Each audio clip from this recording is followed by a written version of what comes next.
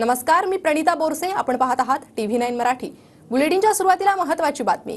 आपलं सरकार आणण्याचं लक्ष्य, पवारांचं अनौपचारिक गप्पांमध्ये हे विधान. निवडून येण्याची क्षमता असलेल्या जागांवर अदलाबदली होऊ शकते असं पवारांनी म्हटलंय. तर मुख्यमंत्री पदाचा निर्णय आमदार निवडून आल्यानंतर घेऊ असंही पवार म्हणाले. तर अनौपचारिक गप्पांवेळी पवारांनी हे विधान केलंय.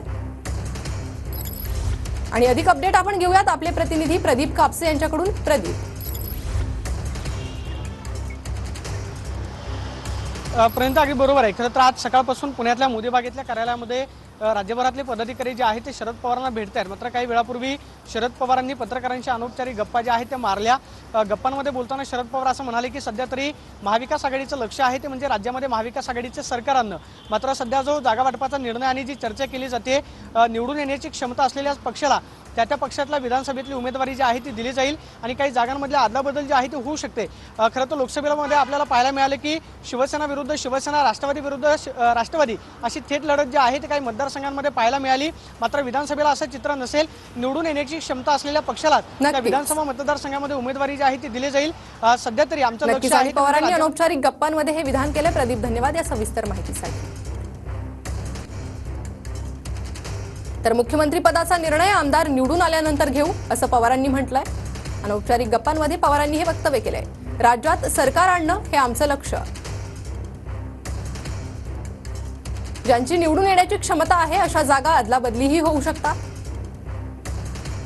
जेवढ्या जागा निवडून येऊ शकतात तेवढ्या जागा प्रत्येक पक्षाला जातील. आम्ही जसं सरकार आणण्याची काळजी घेतोय तसं सत्ताधारीही घेत आहेत. विधानसभेला आमचं तुतारी वाजवणारा माणूस हेच चिन्ह राहील.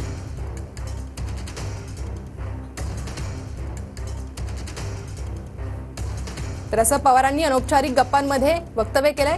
पुन्हा एकदा जाऊयात आमचे प्रतिनिधी प्रदीप कापसे यांच्याकडून. अधिक अपडेट घेऊयात. प्रदीप.